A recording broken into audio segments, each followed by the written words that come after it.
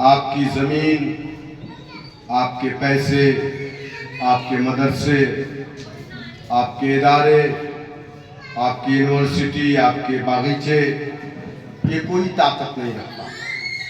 जमहूरियत में अगर सबसे बड़ी कोई ताकत है तो उस ताकत का नाम सियासत है। जिस समाज ने, जिस कौम ने सियासत में हिस्सेदारी ना ली, जमहूरी मुल्क में उस समाज की कोई पहचान नहीं होती।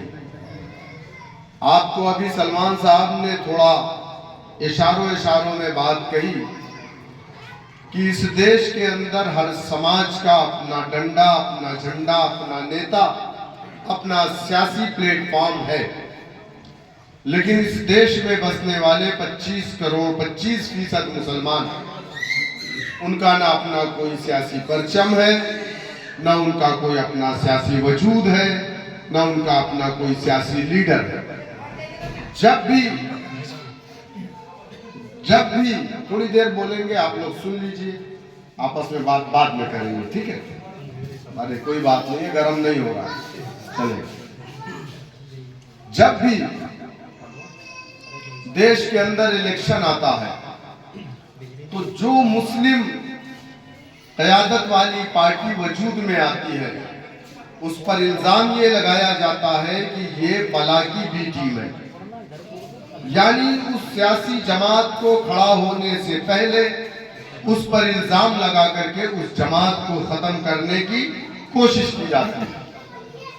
बहुत सारी पार्टियां बनी, आप जानते हैं, मुझे आपको बताने की जरूरत नहीं है, लेकिन कहीं ना कहीं वो एहसास कमतरी का शिकार होकर के वापस चले गए। लेकिन हम चूंकि मोटी चमड़ी के लोग हैं और हम एक ऐसे जिद्दी उस्ताद के शागिर्द हैं जो अपनी बात एक बार कह देता है तो वो कमान से निकला हुआ तीर जो वापस नहीं लेता, हम उसके शागिर्द हैं। हम पर दुनिया कुछ भी इल्जाम लगा ले, लेकिन मैं जानता हूं अल्लाह सुब्हानहू व तआला की छत के नीचे खड़ा हूं। जब हम सही है तो दुनिया हम पर इल्जाम लगा करके हमें रुसवा और जलील नहीं कर सकती।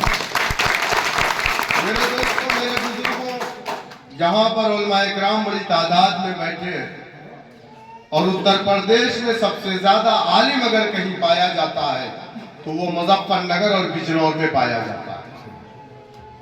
आपको याद होगा कि इस देश की आजादी के बाद हमारे उलमा इकराम ने, जिन्होंने इस देश को आजाद करवाया, मैं चैलेंज के साथ कहता हूं कि अगर उलमा ने अपने मदारिस से जिहाद का फतवा ना दिया होता, अगर उलमा ने रेशमी रुमाल की तहरीक ना चलाई होती, अगर उलमा ने अपने जान की कुर्बानियां ना दी होती, शामली से लेकर के लाहौर तक कोई ऐसा दरख्त नहीं बचा था अंग्रेजों ने उलमा इकराम की गर्दनों को काट करके नहीं लटकाया था।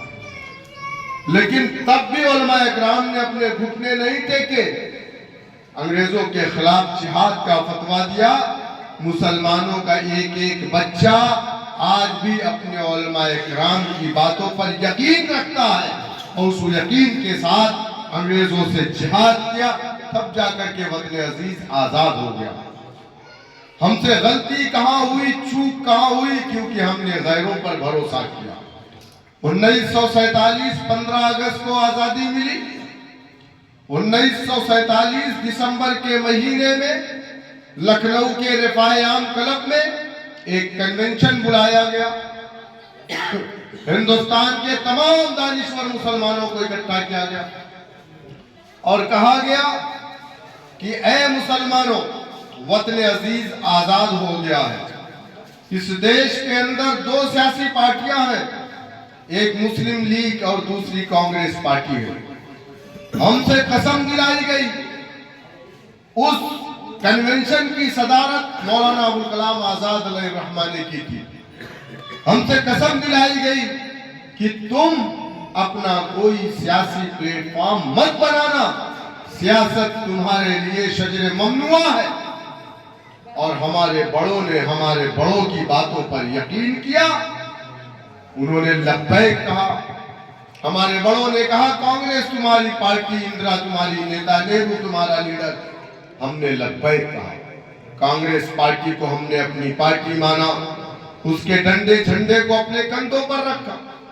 मुस्लिम लीग भी थी उस वक्त, लेकिन मुसलमानों से कहा गया ये तुम्हारी पार्टी नहीं है, ये एक फिरका परस्त जमात है। यहां तक कहा गया मुस्लिम लीग को। हमने लब्बैक कहा। हमारे बड़ों ने कहा कि मुस्लिम लीग के कायदीन तुम्हारे कायद नहीं है। हमने कांग्रेस को अपनी पार्टी माना। मुस्लिम लीग के साउथ के जो लोग थे उन लोगों ने कहा नहीं नहीं, हम अपनी पार्टी को नहीं खत्म करेंगे। और मुस्लिम लीग आज भी आप देख रहे होंगे केरला के अंदर काम कर रही है। आज उनकी अपनी एक पहचान है।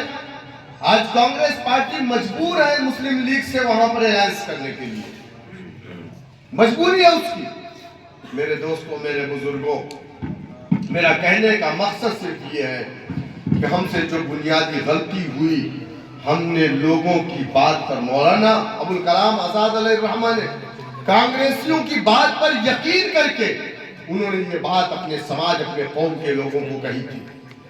उन्हें यह उम्मीद थी कि आने वाले मुस्तकबिल में इस मुल्क में हुकूमत करने वाली पार्टियां मुसलमानों के साथ नाइंसाफी नहीं करेंगी। लेकिन क्या ये बात सच नहीं है? इस देश का हर एक समाज आगे बढ़ गया, लेकिन आप कहां हैं? कभी आपने सोचा? रंगनाथ मिश्रा कमीशन की रिपोर्ट कहती है, सच्चर कमेटी की रिपोर्ट कहती है कि इस देश का मुसलमान दलित से बदतर अपनी जिंदगी को गुजार रहा है। कभी आपने सोचा क्यों? 800 साल हुकूमत करने वाला मुसलमान इस देश में दलित से बदतर अपनी जिंदगी को गुजार रहा है। एक बार अगर कोई विधायक बन जाता है 5 साल के लिए, तो 3 पुश्तें उसकी बैठ करके खाती है और बड़ी बड़ी गाड़ियों से घूमती है। और 800 साल हुकूमत करने वाला मुसलमान 70 सालों में आजाद हिंदुस्तान में दलित से बदतर अपनी जिंदगी को गुजार रहा है। क्यों? कौन है जिम्मेदार? क्या वो लोग जिम्मेदार नहीं है? इस गांव का अगर डेवलपमेंट नहीं हो रहा है तो जिम्मेदार प्रधान है। अगर विधानसभा के अंदर डेवलपमेंट का काम नहीं हो रहा, जिम्मेदार विधायक है। लोकसभा के अंदर अगर काम नहीं हो रहा है तो जिम्मेदार कौन है? सांसद है। तो अगर इस देश में हर समाज तो आगे बढ़ता गया, मुख्य धारा से जुड़ गया, लेकिन एक समाज जो अपनी मुख्य धारा से कट गया,